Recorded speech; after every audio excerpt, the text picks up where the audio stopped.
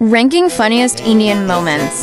मोदी जी का भाषण होता है रटा हुआ। ये नोट नहीं लेंगे फटा हुआ। मोदी जी के प्यार में मेलोनी रात भर नहीं है सोती। क्या रे नरेंद्र मोदी। इतनी ज्यादा गर्मी है, इस गर्मी को कैसे भगाए। एक कप चाय। 4-5 दिन से इतना लाइट काहे कट रहा है। बताओ रात का 1 बज रहा है।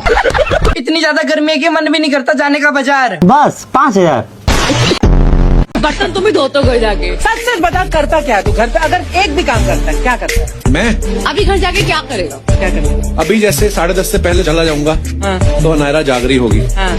थोड़ा उसके साथ खेल लूंगा, हाँ। फिर उसकी माँ के साथ खेल लूंगा।